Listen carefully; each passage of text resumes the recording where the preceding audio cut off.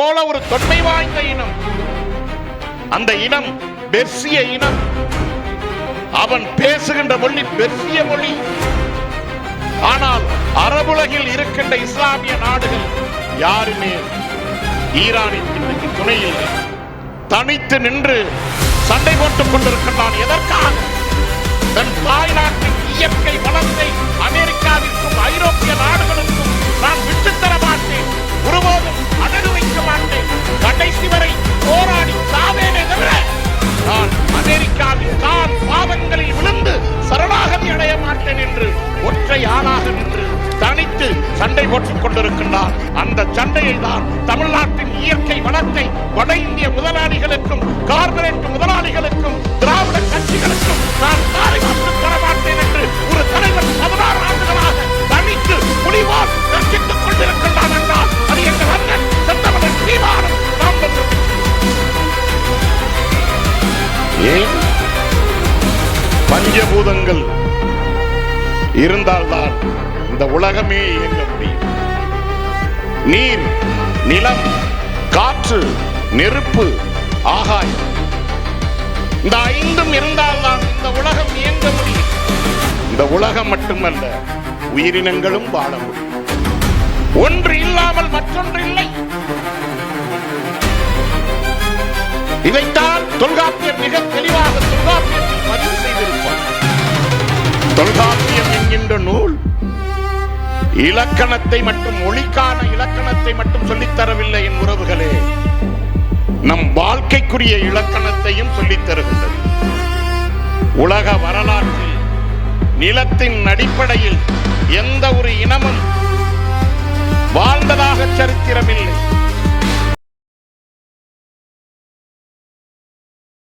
உங்களை மாறி மாறி ஆண்ட கருணாநிதியும் ஜெயலலிதாவும் எடப்பாடி பழனிசாமியும் மு.க. ஸ்டாலினுக்கும் இந்த நிலைமை இருக்கின்றதா?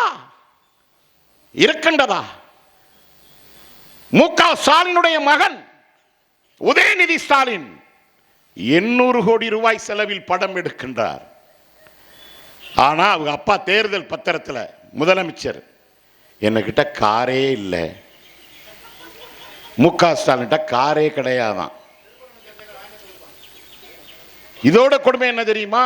அவர் அக்கவுண்ட்ல வெறும் 10,000 மட்டும்தான் இருக்கான்.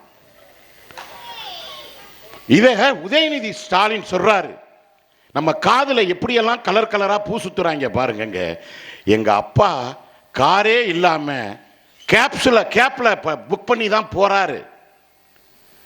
எனக்கு இன்னொரு ஆச்சரியம் என்னன்னா, எங்க அப்பா அக்கவுண்ட்ல வெறும் 10,000 தான் இருக்குது.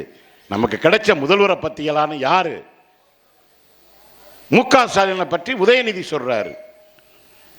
எப்பா உங்க அப்பா அக்கவுண்ட்ல வேணா 10,000 தான் இருக்கலாம், ஆனா நீங்க ஆட்டையப்பட்ட 10 லட்சம் கோடி எங்கப்பா இருக்குது? நினைத்து பாருங்கள், எவ்வளவு பெரிய பொய்யர்கள்.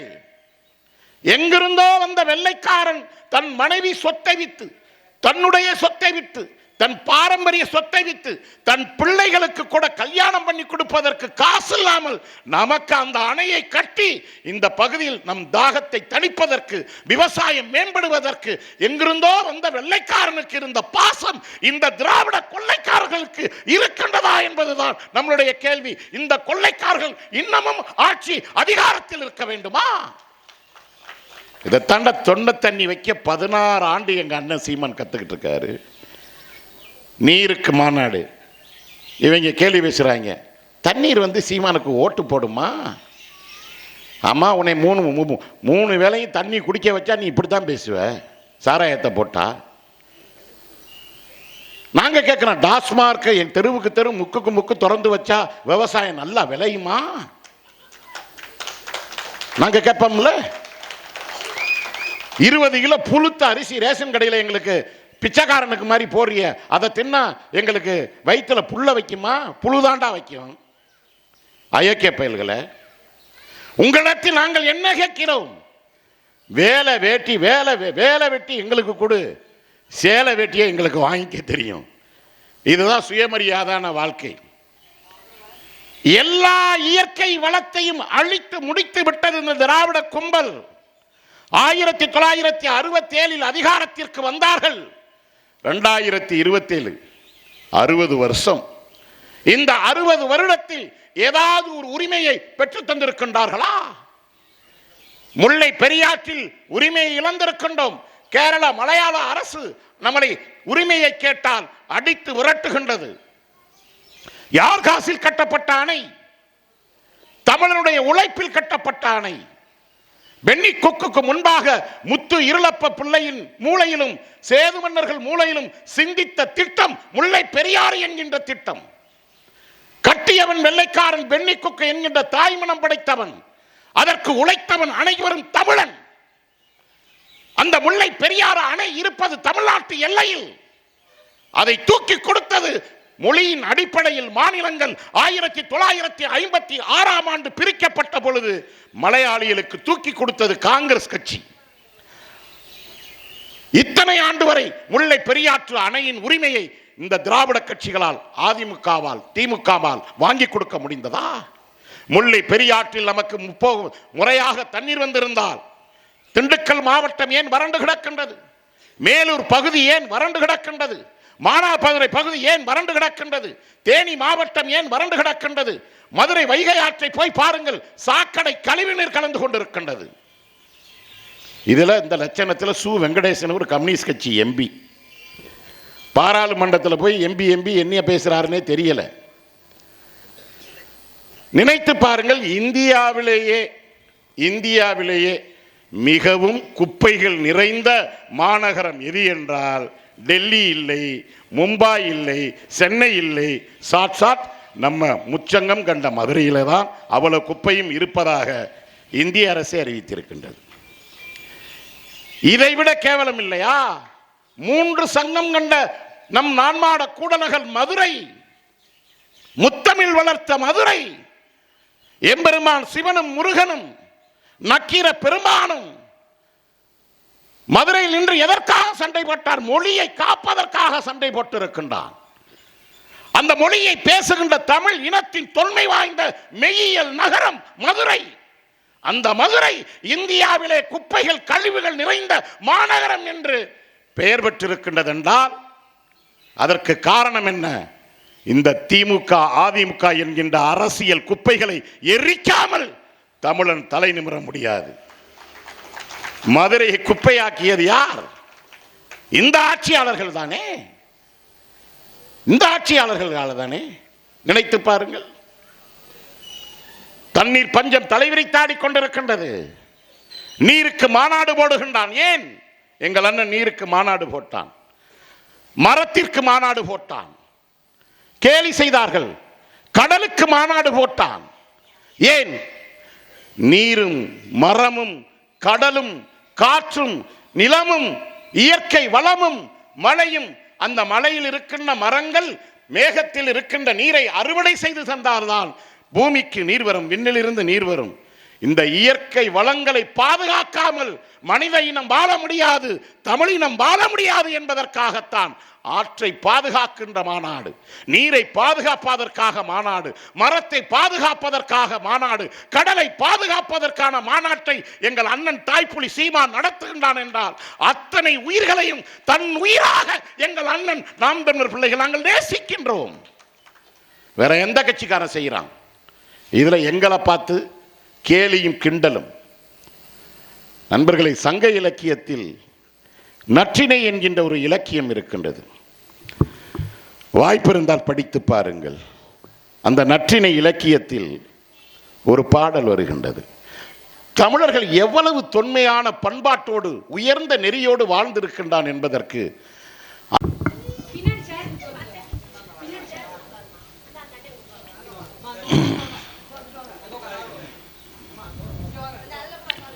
அனைவருக்கும்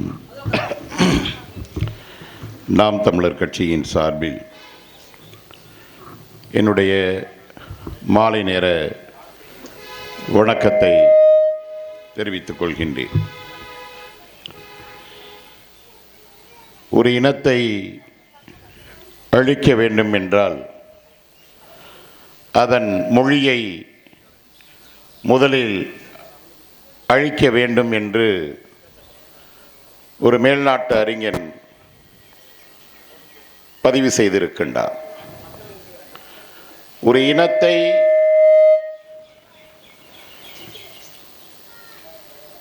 அழிப்பதற்கு மொழியை மட்டுமல்ல, அதனுடைய இயற்கை வளங்களையும் அழித்துவிட்டால் ஒன்றுமே இல்லாமல், சத்தமே இல்லாமல், வாழ்ந்ததற்கு அடையாளம் இல்லாமல், புல் பூண்டு இல்லாமல் அந்த இனம் அழிந்துவிடும். இன்றைக்கு ஈரானில், அதனை சுற்றியுள்ள நாடுகளில், அரபுலகில் ஒரு மாபெரும் யுத்தம் நடந்து கொண்டிருக்கின்றது. அந்த யுத்தத்தை நடத்துகின்றவன் யார்? அமெரிக்கா என்கின்ற உலக ரவுடி, பேட்டை ரவுடி. எதற்காக ஈரான் மீது அவன் இந்த போரை நடத்துகின்றான்? இயற்கை வளத்தை சுரண்டுவதற்காக அந்த போரை அவன் நடத்துகின்றான்.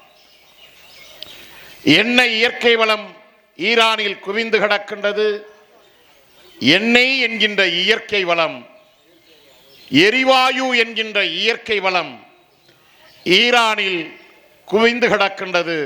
எனவே அதை மொத்தமாக கொள்ளையடித்து சுரண்டி உலக நாடுகளுக்கு இவன் ஏற்றுமதி செய்து அதன் மூலியமாக கிடைக்கின்ற கோடிக்கணக்கான பணங்களை வைத்துக்கொண்டு உலகத்தில் உள்ள எல்லா நாடுகளையும் அடிமைப்படுத்தலாம் என்பதுதான் அமெரிக்கா அன்றிலிருந்து இன்று வரை உலகத்தின் பல்வேறு நாடுகள் மீது தொடர்ச்சியாக ஒரு பொய்யான குற்றச்சாட்டை சொல்லி அவன் போரை நடத்தி கொண்டிருக்கின்றான். இதேபோல்தான் ஒரு 30 ஆண்டுகளுக்கு முன்பாக ஈராக்கில் சதாம் ஹுசேன் அதிபராக இருந்த பொழுது ஈரான் மீது இப்பொழுது எந்த குற்றச்சாட்டை சொல்லிக் கொண்டிருக்கின்றானோ அமெரிக்கா, அதே குற்றச்சாட்டை சொல்லி சதாம் ஹுசேனை ஈராக்கை அழித்தான். அதுதான் சதாம் ஹுசேன் அவர்கள் ரசாயன குண்டுகளை வைத்துக் கொண்டு உலக நாடுகளை, அரபுலகை மிரட்டுகின்றார் என்று ஒரு பொய்யான குற்றச்சாட்டை சொன்னான். அதற்கு ஆஸ்திரேலியா, இஸ்ரேல், இங்கிலாந்து, பிரான்ஸ் எல்லா நாடுகளும் ஆதரவு தெரிவித்தன. எல்லா நாட்டு கூட்டு படையோடு சேர்ந்து ஈராக்கை சுற்றி வளைத்தார்கள். அந்த நாட்டு மக்களின் அப்பாவிகளை கொன்றார்கள், பெண்களை கற்பழித்தார்கள், குழந்தைகளை கொன்றார்கள். அந்த நாட்டின் ஒட்டுமொத்த இயற்கை வளத்தையும் சுரண்டி கொளுத்தான் அமெரிக்கா. கடைசியில் தேடி பார்த்தோம், ரசாயன குண்டு இல்லை என்று அந்த நாட்டின் அதிபராக இருந்த சதாம் ஹுசேன் அவர்களை தூக்கு தண்டனை கொடுத்து கொண்டார்.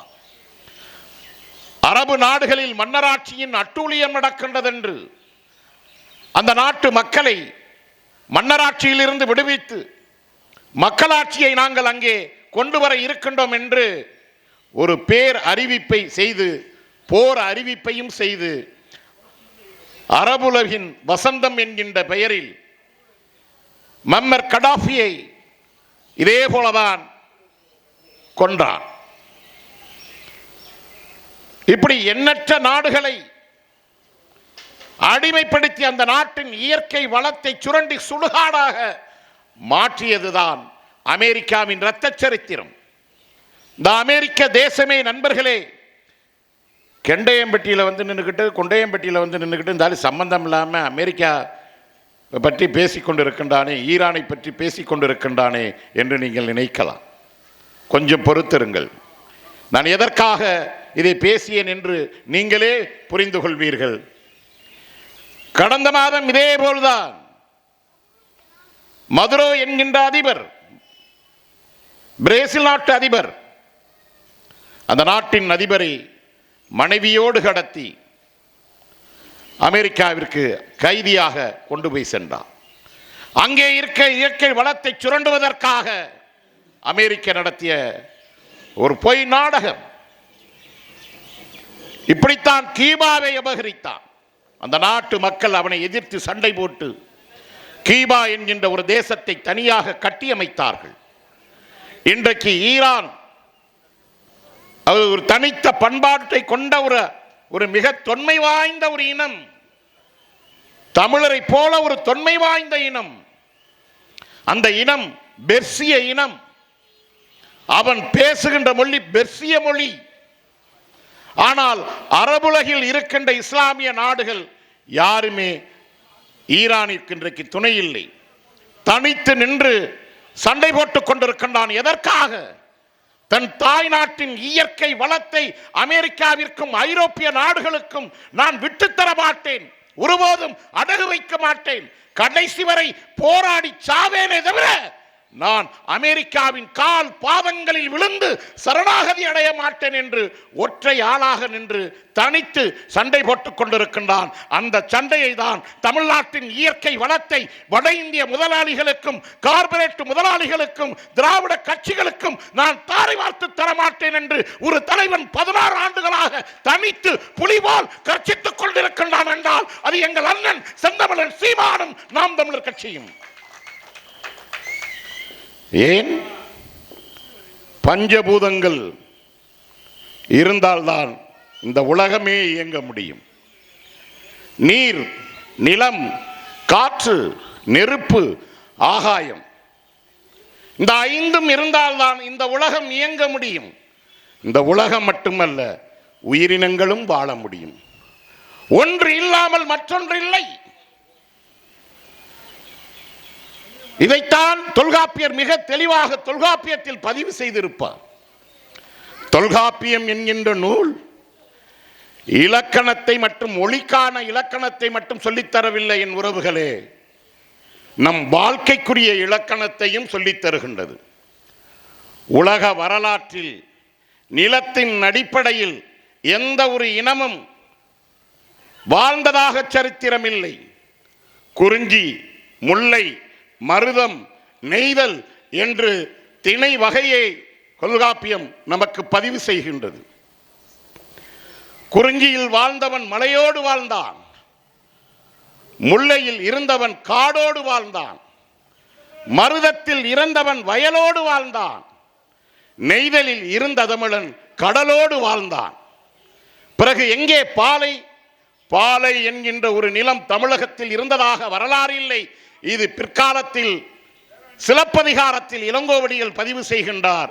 குறிஞ்சியும் முல்லையும் மருதமும் நெய்தலும் முறை மயில் திரிந்தால் பாலை என்கின்ற வடிவம் கொள்ளும் என்று சொல்கின்றார். எப்படி?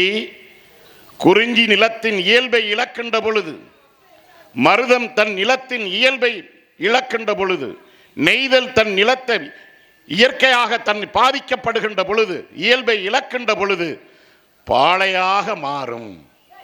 அதற்கு என்ன பொருள்?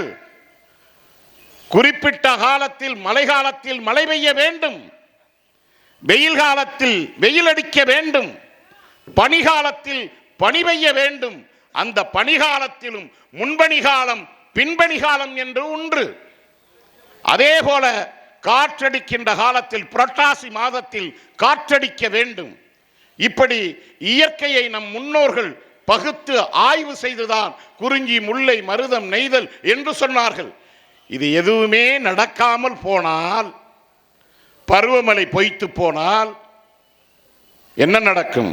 மழையே இல்லாமல் வறண்ட நிலமாக மாறிவிடும், பயிரெல்லாம் பாடிவிடும், தண்ணீர் இல்லாமல் கஷ்டப்படுவோம். அப்படி நடக்கும் பொழுதுதான் பாலை போல இந்த நிலம் மாறிவிடும் என்று நம் முன்னோர்கள் பதிவு செய்திருக்கின்றான். பாலை என்கின்ற ஒரு திணை நம் நிலத்தில் இல்லை. இது நம் முன்னோர்களுக்கு தெரிந்திருக்கின்றது. ஏன் இதை இங்கே குறிப்பிடுகின்றேன்? 150 ஆண்டுகளுக்கு முன்பாக இந்த நாட்டை அடிமைப்படுத்தி ஆதிக்கம் செலுத்துவதற்காக வெள்ளைக்காரன் வந்தான். வந்த வெள்ளைக்காரன் எத்தனை பேர் வந்தார்? அதில் ஒரு சில நல்லவர்களும் இருந்தார்கள். அப்படி ஒரு தாயுள்ளம் படைத்த வெள்ளைக்காரன் தான் ஐயா பென்னி குக். பென்னி குக் என்கின்ற ஒரு மாமனிதன் இந்த மதுரை பகுதிக்கு வராமல் இருந்திருந்தால் மதுரை வறண்டு போயிருந்திருக்கும். அவன்தான் இந்த முல்லை பெரியாற்றை தன் சொந்த செலவில் கட்டியவன். ஆனால் முல்லை பெரியாறு கட்டுவதற்கு முன்பாக ராமநாதபுரம் சேது மன்னர்கள் அதிகாரத்தில் அன்றைக்கு இருந்தார்கள். அந்த ராமநாதபுரம் சேதுபதி மன்னர்கள் இருந்த காலத்தில் அவருடைய அமைச்சரவையில் முத்து இருளப்ப பிள்ளை என்கின்ற ஒரு அமைச்சர் இருந்தார். அந்த அமைச்சரை அழைக்கின்றார். மேற்கு தொடர்ச்சி மலையில் உற்பத்தி ஆகின்ற முல்லையும் பேரியாரும் வீணாக அரபிக்கடலில் போய் கலக்கின்றது. அந்த இரண்டு ஆறையும் இடையே ஓடி வருகின்ற இடத்தில் அணையை கட்டி அந்த தண்ணீரை கிழக்கு பக்கமாக திருப்பினார். மதுரை, ராமநாதபுரம், சிவகங்கை, தேனி, திண்டுக்கல், மானாமதுரை, மேலூர் இந்த பகுதியெல்லாம் செழிப்பாக இருக்கும், முப்போகம் விளைகின்ற பூமியாக மாறும். இவர்களுக்குள் சாதியை பிரித்து கொண்டு அடித்துக் கொண்டிருக்கின்றார்களே, இந்த சாதி சண்டையெல்லாம் ஓயும் என்று இதையெல்லாம் ராமநாதபுரம் சேது மன்னர்கள் கணக்கு செய்து முத்து இருளப்ப பிள்ளையிடம் சொல்கின்றார்கள். முத்து இருளப்ப பிள்ளை அந்த காடும் மேடும் கரடியும் புலியும் சிங்கமும் உள்ளே நுழைய முடியாத அடர்ந்த வனப்பகுதி, அதற்குள் போகின்றார். ஒரு குழுவோடு போய் ஆய்வு செய்து அந்த முல்லை பேரியார் ஓடி வருகின்ற பகுதியெல்லாம் பார்த்து எந்த இடத்தில் அணையை கட்டலாம் என்று திட்டமெல்லாம் போட்டு வரைபடம் போட்டு சேதுபதி மன்னரிடத்தில் ஒப்படைக்கின்றார். தனக்கு கொடுத்த பொறுப்பை மிகச் சிறப்பாக அவர் செய்து முடிக்கின்றார். மன்னரும் பார்த்துவிட்டு எப்படியாவது அணையை கட்டிவிடலாம் என்று நினைத்த காலத்தில் தான் நண்பர்களே, மன்னரிடம் போதுமான பணம் இல்லை. அது அப்படியே கிடப்பில் போடப்பட்டு விட்டது. அதன் பிறகு பிற்காலத்தில் ஒரு 70-80 ஆண்டுகளுக்கு பிறகு வந்த பென்னி குக்கிடம் வெள்ளைக்காரன் அரசு இந்த பொறுப்பை கொடுக்கின்றது. பென்னி குக் போய் பார்த்துவிட்டு வேலையெல்லாம் அதற்கான எல்லா இயந்திரங்களையும் லண்டனிலிருந்து வரவழைத்து அணையை கட்டுகின்றார். மிகப்பெரிய காடு, மனித நடமாட்டம் இல்லாத காடு, அடர்ந்த காடு. அட்டைப்பூச்சி காலில் ஒட்டி கொண்டால் விடாது. அட்டைப்பூச்சி கடித்தே நூற்றுக்கணக்கான பேர் இறந்து போனார்கள். சிங்கம் புலி அடித்து நூற்றுக்கணக்கானவர்கள் இறந்து போனார்கள். ஒவ்வொரு நாளும் உணவு கிடைக்காமல் நிறைய பேர் இறந்து போயிருக்கின்றார்கள். அப்படியான மிக மோசமான இடத்தில் அந்த இடத்தில் தான் அணை கட்டப்பட்டது. அந்த அடர்ந்த காட்டிற்குள் அணை கட்டப்பட்ட பொழுது ஒரு மிகப்பெரிய வெள்ளம் வந்து அணையை அடித்து சென்று விட்டது. என் அன்பு உள்ளங்களே, கலங்கி போய் நிற்கின்றான். பென்னி குக்கை மெட்ராஸுக்கு, சென்னைக்கு அழைக்கின்றான் வெள்ளைக்கார அதிகாரி.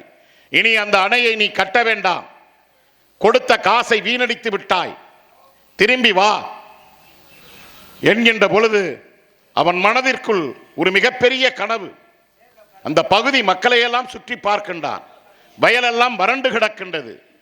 பசியோடு பஞ்சத்தோடு வறுமையோடு மக்கள் போராடி கொண்டிருக்கின்றார்கள். முப்போகம் விளைகின்ற பூமியாக இதை மாற்றிவிட்டால் இந்த மக்களுடைய பசி கொடுமை போகுமே, பஞ்சம் போகுமே, வறுமை போகுமே. இந்த வறண்டு கிடக்கின்ற இந்த பூமி பந்து பசுமை பள்ளத்தாக்காக மாறுமே என்று அவன் நெஞ்சில் மோதுகின்றது. அழுது கொண்டு வீட்டில் உட்கார்ந்து இருக்கின்றான். அவன் மனைவி பார்த்துவிட்டு என்ன பிரச்சனை என்று கேட்கின்ற பொழுது, கஷ்டப்பட்டு இந்த அணையை உருவாக்கினேன், வெள்ளம் அடித்து கொண்டு போய் விட்டது. அரசாங்கம் நிதி தர மாட்டேன் என்று சொல்லிவிட்டது. இனி எப்படி இந்த அணையை நான் கட்டப்போகின்றேன்? அந்த மக்கள் என் மீது எவ்வளவு பெரிய நம்பிக்கை வைத்திருந்தார்கள். அந்த அணையை எப்படியாவது கட்ட வேண்டும் என்கின்றது என்னுடைய ஆசை என்று தனது மனைவியிடத்தில் சொன்னவுடன், கவலைப்படாதீர்கள், வாருங்கள் என்று கணவனும் மனைவியும் மீண்டும் பிறந்த தேசம் இங்கிலாந்திற்கு சென்று தன்னுடைய சொத்துக்களை எல்லாம் விற்று, மனைவியின் சொத்துக்களை எல்லாம் விற்று, பென்னி குக் அங்கிருந்து வந்து தன் சொந்த காசில், தன் பாரம்பரியமாக சேமித்த காசில், தன் மனைவியோட சொத்தில், தன்னுடைய சொத்தில், தன் எதிர்கால பிள்ளைகளுக்கு அவர் சேர்த்த சொத்தையெல்லாம் விற்று இங்கே அடிமைப்படுத்துவதற்காக நம்ம வந்த வெள்ளைக்காரன் நமக்கு தாயாக மாறி, தந்தையாக மாறி, தன் சொந்த செலவில் கட்டிய அணைதான் இந்த முல்லை பெரியார் என்றால் அவன்தான் நமக்கு தெய்வம், அவன்தான் நமக்கு இறைவன், அவன்தான் நமக்கு தாய், அவன்தான் எப்படி தாய் நம் பிறந்தவுடன் முளைப்பால் தந்து தாய்ப்பால் தந்து நமக்கு உயிர்ப்பால் தந்து நம் உயிரை காப்பாற்றினாலோ அந்த 1000 தாய்க்கு சமமானவன் இந்த பென்னிக்கு.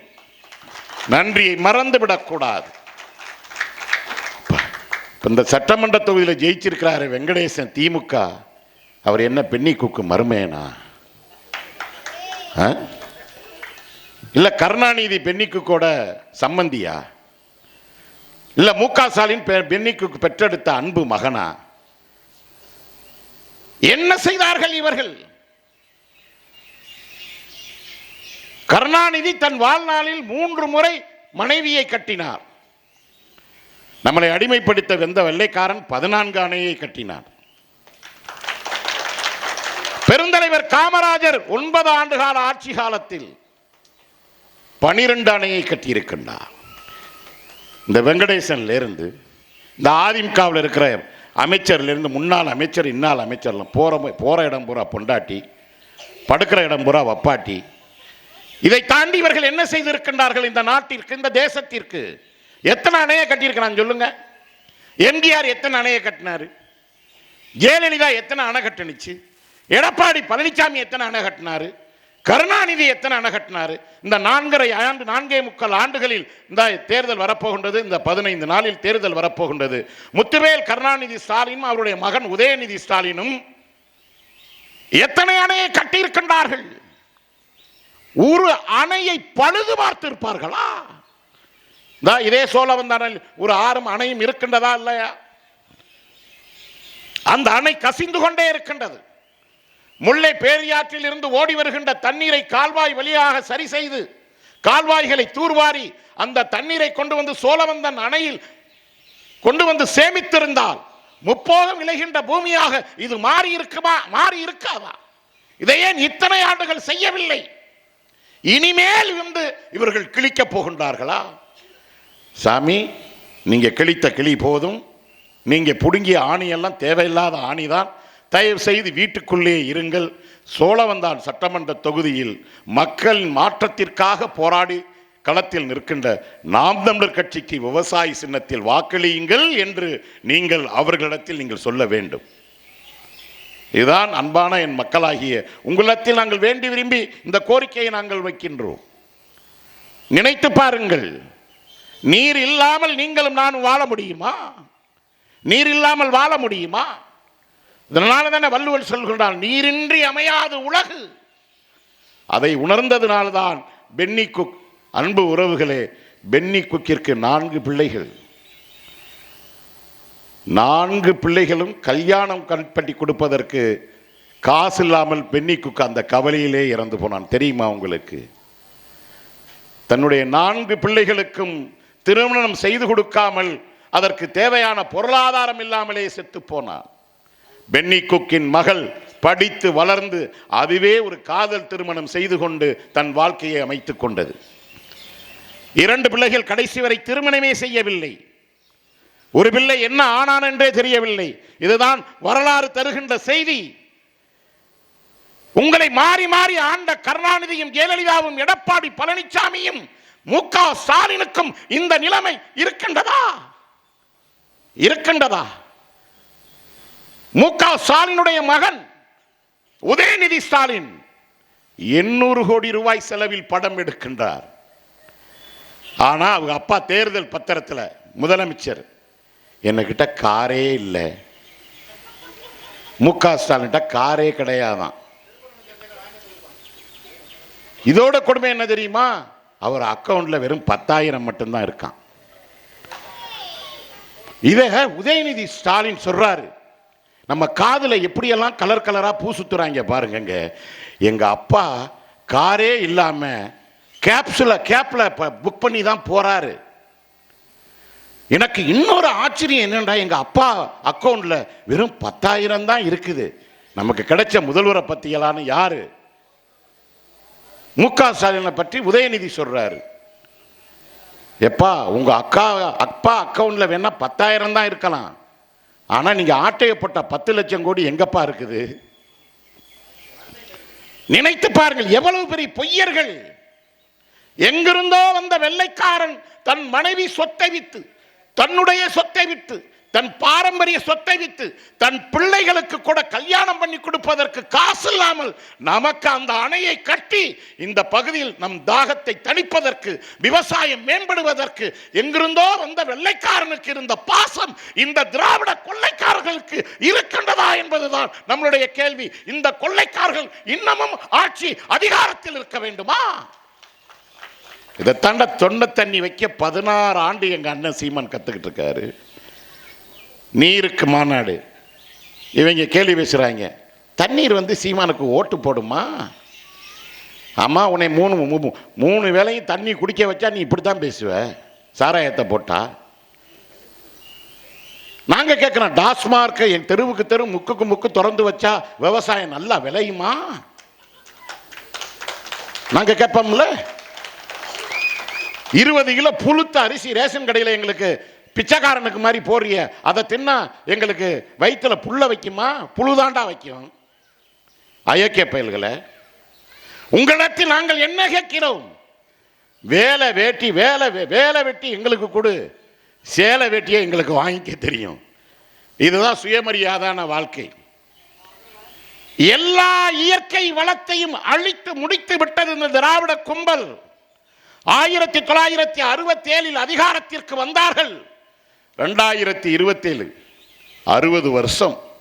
இந்த 60 வருடத்தில் ஏதாவது ஒரு உரிமையை பெற்று தந்திருக்கின்றார்களா? முல்லை பெரியாற்றில் உரிமையை இழந்திருக்கின்றோம். கேரள மலையாள அரசு நம்மளை உரிமையை கேட்டால் அடித்து விரட்டுகின்றது. யார் காசில் கட்டப்பட்ட அணை? தமிழனுடைய உழைப்பில் கட்டப்பட்ட அணை.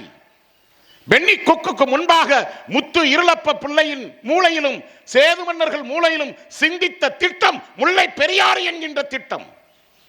கட்டியவன் வெள்ளைக்காரன், பென்னி கொக்கு என்கின்ற தாய்மனம் படைத்தவன், அதற்கு உழைத்தவன் அனைவரும் தமிழன். அந்த முல்லை பெரியாறு அணை இருப்பது தமிழ்நாட்டு எல்லையில். அதை தூக்கி கொடுத்தது மொழியின் அடிப்படையில் மாநிலங்கள் 1956ஆம் ஆண்டு பிரிக்கப்பட்ட பொழுது மலையாளிகளுக்கு தூக்கி கொடுத்தது காங்கிரஸ் கட்சி. இத்தனை ஆண்டு வரை முல்லை பெரியாற்று அணையின் உரிமையை இந்த திராவிட கட்சிகளால், அதிமுகவால், திமுகவால் வாங்கி கொடுக்க முடிந்ததா? முல்லை பெரியாற்றில் நமக்கு முறையாக தண்ணீர் வந்திருந்தால் திண்டுக்கல் மாவட்டம் ஏன் வறண்டு கிடக்கின்றது? மேலூர் பகுதி ஏன் வறண்டு கிடக்கின்றது? மானாமதுரை பகுதி ஏன் வறண்டு கிடக்கின்றது? தேனி மாவட்டம் ஏன் வறண்டு கிடக்கின்றது? மதுரை வைகை ஆற்றை போய் பாருங்கள், சாக்கடை கழிவுநீர் கலந்து கொண்டிருக்கின்றது. இதுல இந்த லட்சணத்தில் சு வெங்கடேசன் ஒரு கம்யூனிஸ்ட் கட்சி எம்பி பாராளுமன்றத்தில் போய் எம்பி என்ன பேசுறாருன்னே தெரியல. நினைத்து பாருங்கள், இந்தியாவிலேயே மிகவும் குப்பைகள் நிறைந்த மாநகரம் எது என்றால் டெல்லி இல்லை, மும்பை இல்லை, சென்னை இல்லை, சாட்சாத் நம்ம முச்சங்கம் கண்ட மதுரையில தான் அவ்வளவு குப்பையும் இருப்பதாக இந்திய அரசே அறிவித்திருக்கின்றது. இதைவிட கேவலம் இல்லையா? 3 சங்கம் கண்ட நம் நான்மாட கூடநகர் மதுரை, முத்தமிழ் வளர்த்த மதுரை, எம்பெருமான் சிவனும் முருகனும் நக்கீர பெருமானும் மதுரையில் நின்று எதற்காக சண்டை போட்டார்? மொழியை காப்பதற்காக சண்டை போட்டிருக்கின்றார். அந்த மொழியை பேசுகின்ற தமிழ் இனத்தின் தொன்மை வாய்ந்த மெய்யியல் நகரம் மதுரை. அந்த மதுரை இந்தியாவிலே குப்பைகள் கழிவுகள் நிறைந்த மாநகரம் என்று பெயர் பெற்றிருக்கின்றது என்றால் அதற்கு காரணம் என்ன? இந்த திமுக அதிமுக என்கின்ற அரசியல் குப்பைகளை எரிக்காமல் தமிழன் தலை நிமிர முடியாது. மதுரையை குப்பையாக்கியது யார்? இந்த ஆட்சியாளர்கள் தானே. இந்த ஆட்சியாளர்கள் தானே. நினைத்து பாருங்கள். தண்ணீர் பஞ்சம் தலைவிரித்தாடி கொண்டிருக்கின்றது. நீருக்கு மாநாடு போடுகின்றான். ஏன்? எங்கள் அண்ணன் நீருக்கு மாநாடு போட்டான், மரத்திற்கு மாநாடு போட்டான், கேலி செய்தார்கள். கடலுக்கு மாநாடு போட்டான். ஏன்? நீரும் மரமும் கடலும் காற்றும் நிலமும் இயற்கை வளமும் மழையும், அந்த மலையில் இருக்கின்ற மரங்கள் மேகத்தில் இருக்கின்ற நீரை அறுவடை செய்து தந்தால்தான் பூமிக்கு நீர் வரும், விண்ணிலிருந்து நீர் வரும்.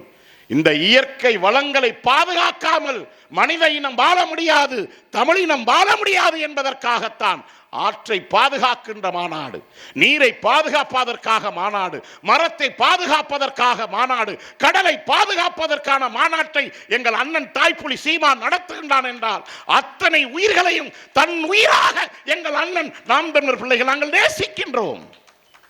வேற எந்த கட்சிக்காரன் செய்யறான்? இதுல எங்களை பார்த்து கேலியும் கிண்டலும். நண்பர்களை, சங்க இலக்கியத்தில் நற்றிணை என்கின்ற ஒரு இலக்கியம் இருக்கின்றது. வாய்ப்பிருந்தால் படித்து பாருங்கள். அந்த நற்றிணை இலக்கியத்தில் ஒரு பாடல் வருகின்றது. தமிழர்கள் எவ்வளவு தொன்மையான பண்பாட்டோடு உயர்ந்த நெறியோடு வாழ்ந்திருக்கின்றான் என்பதற்கு அந்த பாடலே சாட்சி. அந்த நற்றிணை பாடல் வரியில் ஒன்று, மரஞ்சா மருந்தும் வேண்டாம்னு ஒரு வார்த்தை. மரஞ்சா மருந்தும் வேண்டாம் என்றால் ஒரு வயதானவருக்கு உடல்நிலை சரியில்லை, உயிருக்கு போராடி கொண்டிருக்கின்றார்கள். உடனே ஊரில் இருக்கின்ற சித்த வைத்தியரை அழைத்து கொண்டு வந்து நாடி பிடித்து பெரியவரை பார்க்கின்றார்கள்.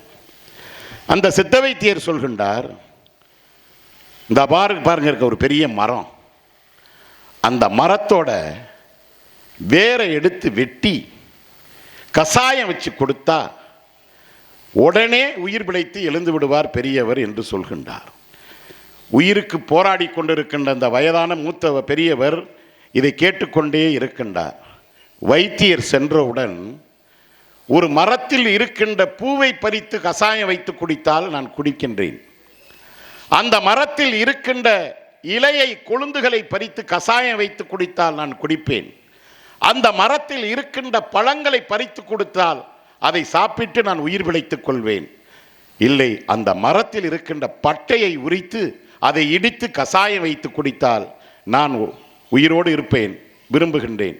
ஆனால் அந்த மரத்தை வெட்டி அந்த வேரை எடுத்து அதில் கசாயம் வைத்து சாப்பிடுகின்றேன் என்றால் அந்த மரம் வளர்வதற்கு எத்தனை வருடங்கள் ஆகியிருக்கும், அந்த மரம் எத்தனை மழையை நமக்கு தந்திருக்கும், அந்த மரம் எத்தனை குருவிகளுக்கு தாயாக தங்கும் இடமாக இருந்திருக்கும்.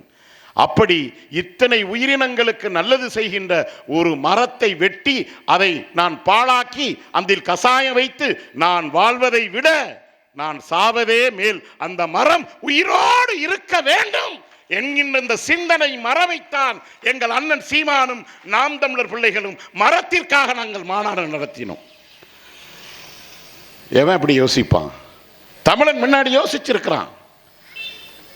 இப்படி ஒரு தொன்மை வாய்ந்த ஒரு இனத்தை அழிப்பதற்கு தான் இன்றைக்கு கொஞ்சம் கொஞ்சமாக அழித்து முடித்து விட்டார்கள். என் பெற்றோரை, பெரியோர்களை, இளைஞர்களை குடிகார நாக்கை மாற்றி, குடி நோயாளியாக மாற்றி, மனநோயாளிகளாக மாற்றி, கஞ்சாவிற்கு, பெத்தமிடின் போன்ற போதை பொருள்களுக்கு அடிமையாக மாற்றி, வீரிய மிக்க என் இளைஞர்களை இன்றைக்கு மலட்டு இளைஞர்களாக மாற்றிவிட்டார்கள். எவன் போராடுகின்றான்? போராட்ட குணத்தை நாம் இழந்து விட்டோம். இலவசங்களுக்கு நாம் மயங்கி விட்டோம். இலவசம் பெறுவதை பெருமையாக நினைக்கின்றோம். எதற்கு இலவசம்? யாருக்கு வேண்டும் இலவசம்? உலகில் எந்த நாட்டில் இந்த அநியாயம் நடந்து கொண்டிருக்கின்றது? 50 ஆண்டுகளுக்கு முன்பாக நாம் இலவசம் வாங்கினோமா? திமுக 1000 ரூபாய் உதவித்தொகை மகளிருக்கு மாதம். இப்ப எடப்பாடி பழனிசாமி சொல்லியிருக்காங்க, நாங்க வந்தா 2000 ரூபாய் கொடுப்போம். ஒருத்தர் வர்றாரு, மரத்துக்கு மரத்தம் தாவர கோஷ்டி, அவர் சொல்றாரு நாங்க வந்தா 2500 ரூபாய் கொடுப்போம். அது மட்டுமல்ல, தாய்மாமன் சீரோட வீட்டுக்கு வந்து ஆம்பளை பிள்ளைகளுக்கு மோதிரம் போடுவோம். பொம்பளை பிள்ளை பிறந்தா ஐயோ யோசிக்கலையே, அப்ப கொலுசு போடுவோம். ஏண்டா இதாடா ஒரு கட்சி தலைமை? உலகத்தில் எந்த நாட்டிலையாவது இந்த கொடுமை உண்டா? நாங்கள் ஆட்சிக்கு வந்தால் ஃப்ரிட்ஜு கொடுப்போம். எடப்பாடி பழனிசாமி, முக ஸ்டாலின் சொல்றார், நாங்கள் வந்தால் ஒரு டோக்கன் கொடுப்போம், அது 8000 ரூபா, என்ன வேணாலும் நீங்கள் ஜாமான் வாங்கிக்கலாம். இன்னொருத்தன் சொல்றான், நாங்கள் வந்தால் அது 10,000 தருவோங்கிறான். இது நாடா? இது நாடா? இது படித்தவனுக்கு வேலை இல்லை. வேலை இல்லாத திண்டாட்டம். ஏதாவது ஒரு வேலை பார்க்கலாம் என்றால் திரும்பிய பக்கம் எல்லாம் வடநாட்டுக்காரன். நாம் படித்த பிள்ளைகள் எங்கே இருக்கிறான்? பாதி பேர் வெளிநாட்டில் இருக்கிறான். வாய்ப்புள்ளவன் வெளிநாட்டில் இருக்கிறான். வாய்ப்பு இல்லாதவன் உள்நாட்டில் குடிகாரனாக திரிகின்றான். மனநோயாளியாக நம் பிள்ளைகள் மாறிவிட்டான். நிலத்தில் போய் பிழைக்கலாம் என்றால் நீர் இல்லை. அதையும் மீறி வயக்காட்டில் உழைத்தால் விளைந்த நெல்லுக்கு உரிய விலை இல்லை. உண்டா இல்லையா? இதே சோழவந்தானில் விளைகின்ற நெல்லை பாதுகாப்பதற்கு ஏதாவது இந்த அரசாங்கம் மூர்த்தி ஏற்பாடு செய்து கொடுத்திருக்கின்றாரா? அமைச்சர், உங்கள் சட்டமன்ற உறுப்பினர் வெங்கடேசன் விளைந்த நிலத்தை பாதுகாப்பதற்கு ஏதாவது ஏற்பாடு செய்து கொடுத்திருக்கின்றாரா? இங்கே கரும்பு தொழிற்சாலை இருக்கின்றது, மூடியே கிடக்கின்றது. சோழவந்தான் சட்டமன்ற தொகுதியில் எங்கு பார்த்தாலும் கரும்பு விளைச்சல் அமோகமாக இருக்கின்றது. அந்த கரும்பிற்கு உரிய விலை கிடைக்கின்றதா? அந்த கரும்பை பாதுகாப்பாக கொண்டு போய் சேர்த்து அரைத்து அதற்கு முறையான காசை வாங்குவதற்கு கரும்பாலை ஒழுங்காக இயங்கிக் கொண்டிருக்கின்றதா? பேருந்து நிலையம் இருக்கின்றதா? பேருந்து நிலையம் கட்டி எப்படி கிடக்குது? அதுக்கு முன்னாடி ஒரு பெரிய பாலத்தை போட்டு வச்சிருக்காங்க. பேருந்து நிலையம் இருக்கின்றதா? சாலை வசதி இந்த சோழவந்தான் சட்டமன்ற தொகுதியில் சாலை வசதி இருக்கின்றதா? ஒவ்வொரு கிராமத்திலையும் குண்டு பல்பு எரிஞ்சுக்கிட்டு இருக்குது, பொட்டக்கண்ணா மாதிரி. எதற்கு குண்டு பல்பு? பிறகு எதற்காக இவர்களுக்கு மீண்டும் மீண்டும் நாம் வாக்களிக்க வேண்டும்? இதுதான் எங்களுடைய அடிப்படையான கேள்வி. இந்த பக்கத்தில் இருக்கிறது வண்ணாத்திக்கரடு, அந்த ஒரு மலைத்தொடர், வைத்துப்பாறை மலைத்தொடர். இந்தியாவிலேயே வன விலங்குகள் பாதுகாப்பாக போவதற்கு ஒரு பாதை அமைத்து கொடுத்திருக்கின்றார்கள், வரவேற்கின்றோம். சரி, பாதை மட்டும் இல்லை, இப்போ அந்த வண்ணாத்திக்கரடு முழுக்க கல்குவாரி, எங்க பார்த்தாலும் கல்குவாரி, வெடி வச்சு தகர்க்கிறான் அனுமதி இல்லாம. இப்பொழுதுதான் நான் சொன்னேன், கொஞ்ச நேரத்துக்கு முன்னாடி சொன்னேன், மழை இருந்தால் தானங்க மழை தரும். இயற்கையை அழித்து விட்டால் எங்கிருந்து தருவாய்? 1000 ரூபாய் நீ கொடுத்த பணத்தை பூரா நம்ம திருப்பி கொடுப்போம். மு.க. ஸ்டாலினுடைய வீட்டுக்கு அனுப்புவோம். இந்த 4 வருஷம் நீங்க கொடுத்தீங்கல்ல பணம், 4 வருஷம் கூட 2.5 வருஷம் கழிச்சு தான் கொடுத்தாங்க. 2.5 வருஷம் கழிச்சு தான் கொடுத்தாங்க. அதுவும் குறிப்பிட்ட சில ரேஷன் கார்டுகளுக்கு தான் கொடுத்தான். அந்த பணத்தை பூரா நாங்கள் திருப்பி தருகின்றோம். நீ கொடுத்த இலவசங்களை எல்லாம் நான் திருப்பி தருகின்றோம். இதோ வெடி வைத்து தகர்த்து அழிக்கப்பட்ட வண்ணாத்திக்கரடு இந்த மலைப்பகுதியை நீ மீண்டும் மு.க. ஸ்டாலின் உங்களால் தர முடியுமா? மூர்த்தியால் தர முடியுமா? வெங்கடேசனால் தர முடியுமா? என் பால் போட்ட இடிந்து போன இந்த மலையை தர முடியுமா? சொல்லுங்க நண்பர்களே. நம் அறிவியல் தொழில்நுட்பத்தின் மூலம் அணுகுண்டை உருவாக்கலாம், பெரிய பெரிய பீரங்கிகளை உருவாக்கலாம், அதிநவீன ஆயுதங்களை உருவாக்கலாம், புதிய புதிய விமானங்களை கண்டுபிடிக்கலாம், பெரிய பெரிய கப்பல்களை கண்டுபிடிக்கலாம், பெரிய பெரிய கார்களை கண்டுபிடிக்கலாம். இந்த விஞ்ஞானத்தால், இந்த ஆட்சியாளர்களால் ஒரே ஒரு அருவியை உருவாக்கி தர முடியுமா? கடலை உருவாக்கி தர முடியுமா? என் அழிந்து போன கழிவு நீராக மாறி நிற்கின்ற என் வைகை ஆற்றை என் பண்பாட்டோடு, எங்கள் வாழ்க்கையோடு, எங்கள் தமிழோடு, எங்கள் இறையோடு கலந்த எங்கள் வைகை ஆற்றை பழையபடி மீட்டு தர முடியுமா? தர முடியுமா? எவனாவளும் தர முடியுமா? எங்கள் அழிந்து போன ஏரி, குளம், கண்மாயை நீ தர முடியுமா? லட்சம் கொண்ட மரங்கள் இருந்த எங்கள் காடுகளை அழித்து விட்டாயே, இந்த காடுகளை நீ மீட்டுருவாக்கம் செய்து தர முடியுமா? உன் இலவசங்களால் தர முடியுமா? நீ கொடுக்கின்ற 1000 ரூபாயால் தர முடியுமா? நீ கொடுக்கின்ற ஃப்ரிட்ஜால் தர முடியுமா? இதைத்தான் உலக அறிஞர்கள் சொல்கின்றான். நண்பர்களே, மனிதன் இல்லாமல் நாய் வாழ முடியும், நரி வாழ முடியும், மரங்கள் இருக்க முடியும், சிங்கம் வாழ முடியும், எல்லா உயிரினங்களும் மனிதன் இல்லாமல் வாழ முடியும். ஆனால் இந்த அனைத்து உயிரினங்களும் இருந்தால்தான் மனிதனால் வாழ முடியும். இதான் இயற்கையின் அடிப்படை தத்துவம். ஏன் சொல்லுங்க இயற்கை இந்த உலகத்தை படைக்கின்ற பொழுது எல்லாவற்றையும் படைத்துவிட்டு கடைசியாகத்தான் மனிதனை படைத்தது. ஏன் தெரியுமா? மனிதனுக்கு 6 அறிவை படைத்து இயற்கை கடைசியாக ஏன் மனிதனை படைத்தது தெரியுமா நண்பர்களே? இந்த மனிதன் தன் சிந்திக்கின்ற திறனால் எல்லா உயிர்களையும் நேசித்து அரவணைத்து பாதுகாத்து இந்த உலகை உருப்படியாக வைத்துக் கொள்வான் என்று இயற்கை நினைத்து படைத்தது. பாழாய் போன மனிதன் இந்த இயற்கை எல்லாமே எனக்கு மட்டும்தான் அப்படின்னு நினைச்சுக்கிட்டான். அதுவும் இந்த ஆட்சியாளர்கள்லாம் இருக்காங்கல்ல, எல்லாத்தையும் சோழியை முடிச்சிட்டாங்க. இதே இந்த வண்ணாத்திக்காடு பாறைக்கு கீழே மேய்ச்சல் நிலம் எத்தனை ஏக்கர்? அந்த மேய்ச்சல் நிலத்திற்கு அருகே மீண்டும் மீண்டும் நீ வெடி வைத்து தகர்க்கின்றாய். இந்த மேய்ச்சல் நிலத்தில் நம்ம ஆடு மாடு கோழியை கொண்டு போய் மேய்க்க முடியுமா? மேய்க்க முடியாது. ஏன்? வெள்ளைக்காரன் கண்ட காலத்தில் கொண்டு வந்த சட்டம் தான் 1872களில் வன பாதுகாப்பு சட்டம். எதற்காக கொண்டு வந்தான்? அன்றைக்கு வனத்தின் பாதுகாப்பாக அந்த காடுகளை பாதுகாப்பாக வைத்திருந்தது பழங்குடியின மக்கள். அந்த பழங்குடியின மக்கள் தான் வனத்தில் இருக்கின்ற மூலிகைகளை, கிழங்குகளை, தேனை எல்லாம் எடுத்து கொண்டு வந்து நகரத்தில் விற்று அதை வைத்து பிழைப்பு நடத்தினார்கள். எல்லா காடுகளும் பாதுகாப்பாக இருந்தது.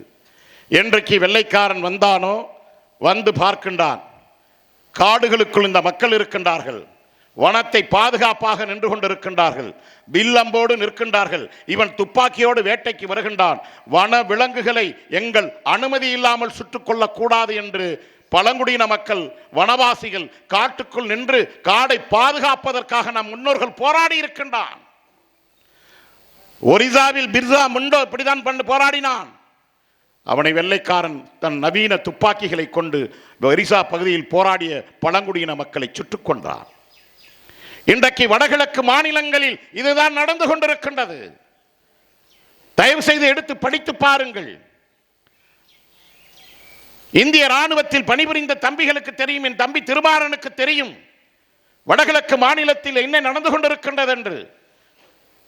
ப. சிதம்பரம் உள்துறை அமைச்சராக இருக்கின்ற பொழுது, மன்மோகன் சிங் பாரத பிரதமராக இருக்கின்ற பொழுது அதில் திமுக அங்கம் வகித்தது. 9 பேர் திமுகவை சேர்ந்த அமைச்சர்கள் கேபினெட் மினிஸ்டராக இருந்தார்கள். அப்பொழுதுதான் இந்த ஆபரேஷன் கிரீன் ஹண்டர் அப்படின்னு ஒரு புதிய சட்டத்தை, நடவடிக்கையை எடுத்தான். பசுமை வேட்டை. அது என்ன தெரியுமா? காட்டிற்குள் நின்று காட்டை பாதுகாக்கின்ற மக்களோடு சேர்ந்து நக்சல்வாதிகள் இருக்கின்றார்கள், மாவோயிஸ்டுகள் இருக்கின்றார்கள். அவர்களை அழித்தொழிக்க வேண்டும். ஏன்? அந்த காட்டுக்கு கீழே தான் இலுமினேட் இருக்கின்றது, கந்தகம் இருக்கின்றது, அலுமினியம் இருக்கின்றது, மெக்னீசியம் இருக்கின்றது, எல்லா தாது வளமும் இருக்கின்றது. அப்படி என்றால் என்ன செய்ய வேண்டும்? காட்டில் இருக்கின்ற அந்த பழங்குடியின மக்களை காட்டை விட்டு வெளியேற்ற வேண்டும். வெளியேற்றுவதற்காக இந்திய ராணுவம் போகின்றது. வெளியேற மறுக்கின்றார்கள். இந்திய ராணுவம் ஆயுதத்தை ஏந்துகின்றது. அவர்கள் வில்லையும் அம்பையும் ஏந்துகின்றார்கள். அவர்களுக்கு பாதுகாப்பாக ஆயுதம் தாங்கிய போராளிகளாக இடதுசாரி போராளிகள், மாவோயிசிய சிந்தனையாளர்கள் அங்கே களத்தில் இருக்கின்றார்கள். இந்திய ராணுவத்திற்கும் இந்திய அரசிற்கும் மோதல் ஏற்படுகின்றது. இரத்த களரி ஆகின்றது. ஆயுதம் தாங்கி போராடியமெல்லாம் தீவிரவாதி என்கின்ற சொல்லை கண்டுபிடித்து எப்படி இந்திய பெருங்கடலில் 22 நாடுகளை எதிர்த்து நம் தேசிய தலைவன் பிரபாகரன் போராடியவரை பயங்கரவாதி என்று சொன்னார்களோ, அதே போலதான் வடகிழக்கு மாநிலத்தில் ஆயுதம் ஏந்தி காடுகளை பாதுகாக்கின்ற பழங்குடியின மக்களுக்காக போராடுகின்ற அந்த போராளிகளையும் நக்சலைட் முத்திரை குத்தி இந்திய ராணுவம் இன்று வரை வேட்டையாடி கொண்டிருக்கின்றது. ஏன்? தமிழ்நாட்டில் நடக்கவில்லையா? நடந்தது எங்கே? தூத்துக்குடியில். எப்படி, எதற்காக நடந்தது? வேதாந்தா என்கின்ற ஒரு நிறுவனம் இங்கே ஆண்ட அரசு, ஆளுகின்ற அரசு, எல்லா அரசும் அனுமதியோடு வருகின்றான். முப்போகம் விளைந்த பூமி விவசாய நிலத்தை அபகரிக்கின்றான். ஏமாற்றி ஒரு மிகப்பெரிய தொழிற்சாலை, வேதாந்தா தொழிற்சாலை அங்கே கொண்டு வருகின்றான். அந்த தாமிர உற்பத்தி செய்கின்ற தொழிற்சாலையிலிருந்து நச்சுக்காற்று வரும், விஷக்காற்று வரும், சுற்றுச்சூழல் கெட்டுப்போகும், நிலத்தடி நீர் கெட்டுப்போகும். இந்த தொழிற்சாலை ஆபத்தானது, உயிருக்கு கேடு விளைக்கக்கூடியது, நிலத்தை நஞ்சாக மாற்றக்கூடியது, நிலத்தடி நீரை எடுக்கக்கூடியது. வேண்டாம் என்று அந்த மக்கள் போராடுகின்றார்கள். போராடிய மக்கள் வெகுண்டெழுந்து போராடுகின்ற பொழுது திட்டமிட்டு துப்பாக்கி சூட்டை நடத்தி அந்த போராட்டத்தை கலைத்து அந்த போராட்டத்திற்குள் தீவிரவாதிகள் ஊடுருவி விட்டார் என்று பொய் சொல்லி அந்த போராட்டத்தை தமிழ்நாடு அரசு, எடப்பாடி அரசு ஒடுக்கியது. நம் நிகழ்காலத்தில் பார்த்து கொண்டிருக்கின்ற நடந்தது. இதோ பரந்தூரில் நடக்கின்றது. காஞ்சிபுரம் மாவட்டம் பரந்தூர் 5000 சொச்சம் ஏக்கர் முப்போகம் விளைகின்ற பூமி. பாலாற்று படுகையில் எப்படி காவிரி ஆற்று படுகையில் தஞ்சை டெல்டா இருக்கின்றதோ, வைகை ஆற்று படுகையில் நாம் எப்படி இந்த பகுதி இருக்கின்றதோ, அதே போல பாலாற்று படுகை வளங்கொழிக்கின்ற பூமி. 5000 ஏக்கரை கைப்பற்றுவதற்காக இந்திய அரசோட அடியாளாக தமிழ்நாடு அரசு, திமுக அரசு, அங்கே மக்கள் 1.5 ஆண்டுக்கு மேல போராடுறான். என் நிலத்தை பறிக்காதே. என்னுடைய பாட்டன் பூட்டன் எல்லோரும் கட்டி காப்பாற்றிய நிலம். இந்த நிலத்திற்கு நீ இன்றைக்கு 50 லட்சம் ரூபாய் நீ ஏக்கருக்கு தரலாம். ஆனால் இந்த நிலத்தை விட்டு நான் வெளியேறிய பிறகு நான் எங்கே போவேன்? என் எதிர்கால சந்ததியினர் எங்கே போவார்கள்? என் 3 தலைமுறை, என் 2 தலைமுறை 50 லட்சம் ரூபாய் வைத்து நாங்கள் சாப்பிட்டு விட முடியும். 3வது தலைமுறை என்ன செய்யும்? 4வது தலைமுறை என்ன செய்யும்? நான் நிலமற்ற கூலியாக நான் போய் நகரங்களில் போய் வாட்ச்மேன் வேலை பார்க்க வேண்டுமா? பஞ்சம் பிழைக்க வேண்டுமா? எனக்கு நீ கொடுக்கின்ற பணம் வேண்டாம். ஆண்டாண்டு காலமாக நாங்கள் உழைத்து களைத்து பண்பாடுபட்டு இன்று வரை சுயமரியாதையோடு வாழ்ந்து கொண்டிருக்கின்ற எங்கள் நிலங்கள் போதும், நீ போ என்று 5 ஆண்டுகளுக்கு 1 ஆண்டுகளுக்கு மேலாக பரந்தூர்ல போறாராம். ஏன்? விமான நிலையம் கொண்டு வர்றாங்களாம். அதுவும் யாருக்கு? அதானி விமான நிலையம். இதே மு.க. ஸ்டாலினுடைய மகன் உதயநிதி ஸ்டாலின் தான் சொன்னார், நம்ம நரேந்திர மோடி ஜி இருக்காங்களே, அடிக்கடி வெளிநாடு போறாரு. அவர் வெளிநாடு போகும் பொழுது விமானி இல்லாம கூட நரேந்திர மோடி போவார், அதானி இல்லாம போக மாட்டாருன்னு சொன்னார். இன்றைக்கு அதானி துறைமுகத்திற்கு கொண்டு வருவதற்காக ஓட்டு போட்ட மக்களை மதிக்காமல் 1 வருடத்திற்கு மேலாக போராடுகின்ற மக்களை எப்படியாவது விரட்டி அடித்து விட வேண்டும் என்பதற்காக திமுக அரசு இன்றைக்கு கங்கணம் கட்டி கொண்டிருக்கின்றது. இதற்கு உங்களிடத்தில் பதில் இருக்கின்றதா? திமுகவை ஆதரிக்கின்ற கட்சிகளிடத்தில் பதில் இருக்கின்றதா? நினைத்து பாருங்கள். இங்கே இருக்கின்ற வயல்காடுகள், தமிழ்நாட்டில் இருக்கின்ற வயல்காடுகள் எல்லாம் திடீரென்று வயலாக முளைத்து விடவில்லை நண்பர்களே. நம்ம முன்னோர்கள் சொல்லுவாங்கல்ல, டே இந்த காக்குண்டு நிலம் கரடு முரடா இருக்கும்டா, பாம்பும் பட்டையுமா இருக்கும். இந்த கரடு முரடான நிலத்தை கலனியா மாத்திரத்துக்கு உன் முப்பாட்டை எவ்வளவு கஷ்டப்பட்டிருப்பார் தெரியுமா அப்படின்னு சொல்லுவாங்க, கேள்விப்பட்டிருப்பீர்கள். இதை பாவேந்தன் பாரதிதாசன் தான் அழகாக சொல்வான். நீரோடை நிலம் கிழிக்க நெடுமரங்கள் நிறைந்து பெறும் காடாக்கு பெருவிலங்கு நேரோடி வாழ்ந்திருக்கும் பருக்கை கல்லில் பெருங்குண்டில் பிளஞ்சேர பாம்பு கூட்டம் போராடும் பால் நிலத்தை அந்நாளில் புதுக்கியவர் யார்? அழகு நகர் உண்டாக்கி சிற்றூரும் வரப்படுத்த வயலும் 6 தேக்கிய நல் வாய்க்காலும் வகைப்படுத்தி நெற்சேர உழுதுழுது பயன் விளைக்கும் நிறையுழைப்பின் தோள்கள் எல்லாம் எவரின் தோள்கள்? கற்பிழந்து மலைபிளந்து கனிகள் வெட்டி கருவியெல்லாம் செய்து தந்த கைதான் எவரின் கை? பொற்றுகளை மணிக்குளத்தை போய் எடுக்க அடக்கிய மூச்சு எவரின் மூச்சு? அக்கால உலகிருட்டை அழகியதாய் வசதியதாய் செய்து தந்தார். இக்கால நாள் வர்ணம் இன்றிருந்தால் இருட்டுக்கு முன்னேற்றமன்றி புக்கபயன் உண்டாமோ என்று பாவேந்தன் பாரதிதாசன் நம் உழைப்பை எல்லாம் அந்த பாடலில் சொல்லியிருப்பார். அப்படி கரடு முரடாக கிடந்த அந்த நிலங்களை எல்லாம் திருத்தி கலனியாக்கி பொன் விளையும் பூமியாக மாற்றிய நம் பாட்டனும் பூட்டனும் தந்த வயல்காடுகளை எல்லாம் கார்பரேட் முதலாளிகளுக்கு, வட இந்திய முதலாளிகளுக்கு, உலக நாட்டின் முதலாளிகளுக்கெல்லாம் தூக்கி கொடுத்த கட்சி தான் இந்த கட்சிகள். இவன் தான் இயற்கை சோழ வந்தான்ல பாதுகாக்க போறாங்களா? சொல்லுங்க. இந்த மேய்ச்சல் நிலத்தை பாதுகாக்க அனுமதி கொடுக்க போறானா? இந்த மேய்ச்சல் நிலம் எல்லா தமிழ்நாட்டில் இருக்கின்ற எல்லா கல்கும் முடிஞ்சு போச்சு. எனக்கு சொந்த ஊர் புதுக்கோட்டை, தொண்டைமான் புதுக்கோட்டை.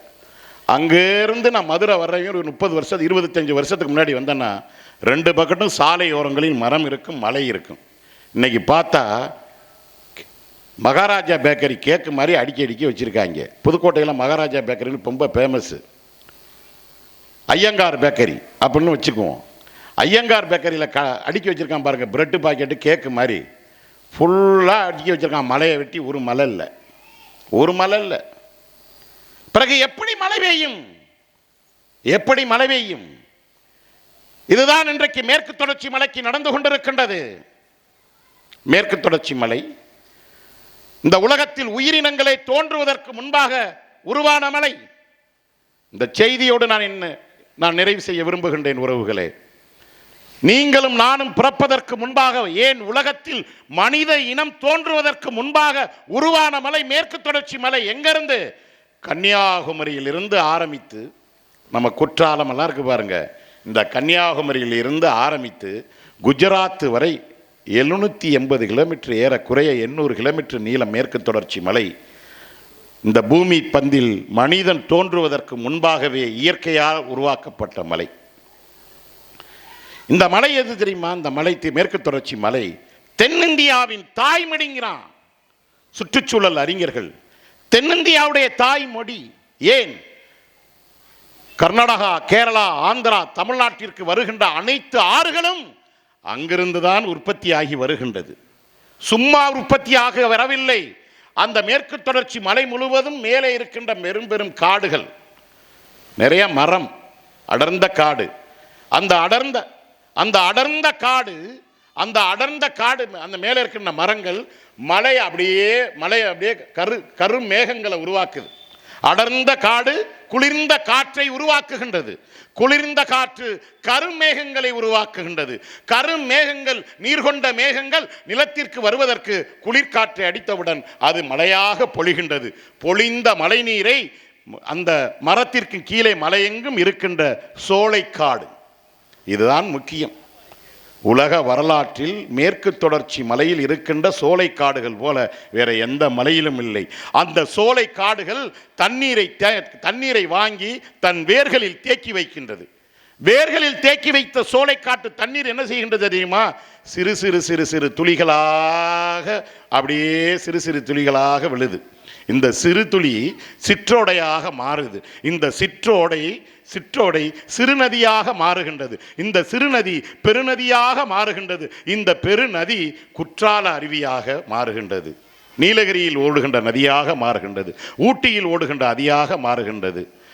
இப்படி பல்வேறு அருவிகளாக ஒன்று சேர்ந்து அது தரைக்கு வந்து காவேரியாக, தென்பெண்ணையாக, முல்லை பெரியாறாக, வடபெண்ணையாறாக, முல்லை பேரியாறாக, வைகையாறாக, காவிரியாறாக, பவானியாறாக, சிறுபெண்ணையாறாக, தென்பெண்ணையாறாக, பாலாறாக, கோதாவரி ஆறாக, இப்படி தென்னிந்தியாவில் எல்லா நதிகளும் எங்கிருந்து உற்பத்தி ஆகின்றது என்றால் இந்த மேற்கு தொடர்ச்சி மலையில் இருக்கின்ற சோலைவன காடுகள் தான் உறவுகளே தருகின்றது. இந்த சோலைவன காடுகள் தான் தருகின்றது. இப்படியாப்பட்ட தாய்மடியை, உயிரினங்களின் தாய்மடியை, தென்னிந்தியாவின் தாய்மடியாக இருக்கின்ற மேற்கு தொடர்ச்சி மலையை அதிமுகவும் இப்பொழுது ஆண்டு கொண்டிருக்கின்ற திமுகவும் அந்த மலைகளை உடைத்து உடைத்து உடைத்து ஒரு நாளைக்கு 5000 லாரிகளில் ஏற்றி கேரளாவில் துறைமுகம் கட்டுவதற்காக அனுப்புகின்றான். என் உறவுகளே, இந்த மலைமுழுங்கி மகாதேவனுக்கா உங்கள் வலிமை மிகுந்த வாக்குகளை போட போகின்றீர்கள்? சொல்லுங்க. எவனாவது தாயின் மார்பை அறுப்பானா? உயிர்ப்பால் தந்த தாயின் மார்பை அறுப்பானா? இந்த மார்பை அறுத்த மகா பாவிகள் இந்த திருட்டு அயோக்கிய அதிமுகவும் திமுகவும். வஞ்சம் வச்சுக்கங்க. நம் பிறப்பை ஒருவன் தவறாக பேசினால் சாதாரண புழு கூட துடித்தெழுந்து அவனை கடிக்க வரும். அது மாதிரி நம் தாய் மண்ணை கொத்தி கொதறு செஞ்சவங்க. இவங்களுக்கு மீண்டும் மீண்டும் இந்த திருட்டுப்பயலுக்கு அதிகாரத்தை கொடுத்து 1000 கொடுக்குறான். மாதம் நம்ம பொண்டாட்டிக்கு ஃப்ரிட்ஜ் தர்றேங்கிறான். ஏங்க கல்யாணம் பண்ண நமக்கு நம்ம பொண்டாட்டிக்கு பூ வாங்கி தர தெரியாதாங்க? 3 பிள்ளை பத்து வளர்த்த நமக்கு நம்ம குடும்பத்தை காப்பாற்ற தெரியாதா? பட்டினி போட்டுருவோமா? சுயமரியாதை இல்லாத வாழ்க்கை இல்லையா? அதனால தான் நாம் தமிழர் சொல்றோம், எதுவுமே இலவசம் கிடையாது. 3 தான். தரமான கல்வி, தரமான மருத்துவம், தரமான குடிநீர், பாதுகாப்பான உணவுப் பொருட்கள், தூய்மையான காற்று, பாதுகாப்பான வாழ்க்கை. இதுதானே ஒரு மனுஷனுக்கு தேவை. படித்தவன் படிக்காதவன் எல்லாருக்கும் அரசு வேலை, எல்லாருக்கும் அரசு வேலை, வேலைக்கேற்ற ஊதியம், ஊதியத்திற்கேற்ற உயர்வான வாழ்க்கை. பிறகு எதுக்குடா இலவசம்? அமெரிக்கா இலவசம் தர்றானா? அமெரிக்கா இலவசம் தர்றானா? சிங்கப்பூர் இலவசம் தர்றானா? உங்கள் பிள்ளைய எதுக்கு சிங்கப்பூருக்கு வெளிநாட்டுக்கு அனுப்புறீங்க? துபாய் தர்றானா? குவைத்து தர்றானா? கத்தார் தர்றானா? ஏன் தர்றான் இவன் இலவசம்? நமக்கு எனக்கு சரியான படிப்பு. உன் பிள்ளை எப்படா லண்டன்ல படிக்குது, அதே மாதிரி பள்ளிக்கூடத்தை சோழவந்தர் கட்டுறா என் பிள்ளைகளுக்கு அரசாங்கம். அதானடா ஓ வேலை. உனக்கு முடியாட்டினா அப்போல போய் படுத்துக்கிற, எங்களுக்கு முடியாட்டினா அரசு மருத்துவமனை படிக்கணும். அங்கே போனால் டாக்டரும் இல்லை, நர்ஸும் இல்லை, மாத்திரையும் இல்லை. படுத்து கிடந்த நோயாளி மேலே கட்டணம் இடிஞ்சு விழுந்து வீட்டில் இருந்தாலும் பொழைச்சிருப்பான், அவன் செத்து போயிட்டான் அங்கே போய். அப்ப தரமான மருத்துவம், தூய்மையான குடிநீர். சரி, ஒரே ஒரு கேள்வியோட நிறைவு செய்கின்றேன் என் நண்பர்களே. எல்லாம் இலவசம் தர்றான்ல, தாலிக்கு தங்கம், லேப்டாப்பு, சைக்கிளு, செருப்பு, யூனிஃபார்மு, புக்கு, அதே போல அண்டா, குண்டா, ஆடு, மாடு, 1000 ரூபாய் பணம். இப்ப வெற்றி பெற்றா எடப்பாடி 2000 ரூபாய் பணம். அப்புறம் செத்து போட்டா தான் ஒண்ணும் இல்லையாச்சே, ஒரு ஒத்த காசை வச்சு அனுப்பி விட்டுருவாங்களாச்சே. செத்து போறதுக்கு தான் குவார்டரு. வீரன் தான் உள்ளுக்குள்ள இறங்கிட்டா நம்மளுக்கு ஒண்ணுமே தெரியல. நம்ம தாய் எதுன்னு தெரியல, தந்தை எதுன்னு தெரியல, ஊர் எதுன்னு தெரியல. காலில் பாருங்க, திரும்பி பார்க்குறோம் பூரா வட இந்தியாக்காரன். நம்ம ஆளுங்க பூரா இப்படியே உதறிக்கிட்டு நிற்கிறான் டாஸ்மார்க் வாசலை, எப்படா திறப்பாங்கன்னு. உண்டியலில் சத்தங்க மாதிரி கேட்குது சத்தம், உண்டியலில் காசு சத்தம் மாதிரி. இப்படியாங்க இருந்துச்சு 30 வருஷத்துக்கு முன்னாடி நம்ம தாத்தம் புட்டைங்க. இப்படியாங்க இருந்தாங்க. ஒரு பக்கத்து சிலம்பு விளையாட்டு நடக்கும், ஒரு பக்கத்து கபடி விளையாட்டு நடக்கும், பொம்பளைங்கெல்லாம் சில்லுக்கோடு விளையாடுவாங்க, தாயக்கட்டை உருட்டுவாங்க. எப்படி இருந்துச்சு? இன்னைக்கு எப்படி இருக்கு? பெண்களை பூரா சீரியலுக்கு அடிமையாக்கிட்டான், ஆம்பளை பூரா மதுவுக்கு அடிமையாக்கிட்டான். அரசியலை பற்றி எந்த அக்கறையும், நாட்டை பற்றி எதையுமே சிந்திக்கல. இப்படி மாற்றிட்டாங்க. இதைத்தான் நாங்கள் கேட்கிறோம். இதெல்லாம் இவ்வளவு இலவசமா தர்றியப்பா, 30 வருஷத்துக்கு முன்னாடி நாங்கள் கடையில் போய் தண்ணி வாங்கி காசு கொடுத்து தண்ணி வாங்கி குடிக்கலப்பா. இன்னைக்கு காசு கொடுத்தாதாப்பா தண்ணி வாங்கி குடிக்கிறோம்.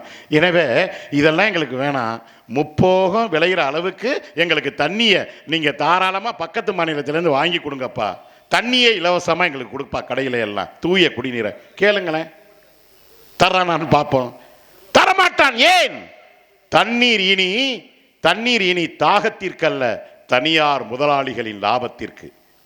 எப்படி மின்சாரம் பயன்பாட்டுக்கு மீட்டர் வச்சிருக்கான் பாருங்க வீட்டில், மின்சாரம் கரண்ட் பயன்படுத்துறோம்ல மீட்ரு, அதே போல இன்னும் 2 ஆண்டுகளில் நம் வீட்டிற்கு மீட்ரு வரப்போகுது. என்ன மீட்ரு தெரியுமா? தண்ணி மீட்ரு. எவ்வளவு தண்ணீரை கிணத்திலிருந்து எடுக்கிறீங்க, எவ்வளவு தண்ணீரை போர்ல இருந்து எடுக்கிறீங்க அப்படின்னு மீட்ரு வர போகுது. அந்த மீற்றின் அடிப்படையில் நீங்கள் மாதம் மின்சார கட்டணம் போல் தண்ணீர் கட்டணம் கட்ட வேண்டும். இப்ப தண்ணி வரி கட்டுறீங்க, அது வேற. வருஷத்துக்கு ஒரு தடவை பஞ்சாயத்துக்கு, நகராட்சிக்கு, மாநகராட்சி கட்டுறோம், அது வேற.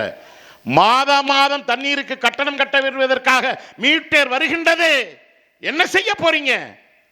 அதைத்தான் எங்கள் அண்ணன் சீமான் சொல்கின்றான். தரமான மருத்துவம், தரமான கல்வி, தரமான தூய குடிநீர், இது 3 மட்டும்தான் இலவசம். மீதி எல்லாம் உனக்கு எல்லாருக்கும் வேலை தந்துருவேன். அந்த வேலைக்கேற்ற உழைப்புக்கேற்ற உனக்கு சம்பளம், அந்த சம்பளத்துக்கேற்ற உயர்வான வாழ்க்கை. இப்படிதானே 40 வருஷம் 50 வருஷத்துக்கு முன்னாடி வாழ்ந்தோம். இதைத்தான் நாங்கள் சொல்றோம். என் மக்களை இலவசங்களுக்கு கையேந்துகின்ற பிச்சைக்காரனாக நீ மாற்றி விட்டுட்டாய். இந்த கொடுமையை மாத்தாம நாங்கள் ஓய மாட்டோம்னு நாம் தமிழர் கட்சி சொல்கின்றது. நண்பர்களே, இந்தியாவிற்கும் பாகிஸ்தானுக்கும் யுத்தம் நடந்தால், இந்தியாவிற்கும் சீனாவிற்கும் யுத்தம் நடந்தால் நீ எங்கே குண்டு போடக்கூடாது தெரியுமா அப்படின்னு ஐநாவின் யுனெஸ்கோங்கிற அமைப்பு ஒரு சட்டத்தை உலக நாடுகளுக்கு போட்டிருக்குது. அது என்ன தெரியுமா? மேற்கு தொடர்ச்சி மலையில் நீ குண்டு போடக்கூடாதுன்னு. எங்கிருந்தோ இருக்கின்ற உலக நாடுகள் மேற்கு தொடர்ச்சி மலை மீது இவ்வளவு அக்கறை கொண்டிருக்கின்றான். உங்களையும் என்னையும் ஆண்டு கொண்டிருக்கின்ற இந்திய அரசும் தமிழ்நாடு இந்த திராவிட கட்சிகளும் மலையை உடைச்சு கேரளாவுக்கு கொண்டு போறான. கேரளாவில் மலையே இல்லையா? ஏன்? அவன் தெளிவாக இருக்கின்றான். ஆந்திராவில் ஆறுகள் இல்லையா? கர்நாடகாவில் ஆறு இல்லையா? ஆந்திராவில் ஆறு இல்லையா? கேரளாவில் ஆறு இல்லையா? கர்நாடகாவில் ஆறு இல்லையா? ஏன் அங்கே எல்லாம் மணல அல்லாம இங்க மணல அல்றான்? எல்லா ஆறுகளும் செத்து போய் விட்டது என் பெரியவர்களே. எல்லாரும் செத்து போச்சு. இதையெல்லாம் மீட்கணும், இருப்பதை காக்கணும், இருக்கிற இயற்கை வளத்தை காப்பணும். இழந்த வளத்தை மீட்பதற்கு அதிகாரம் தேவை.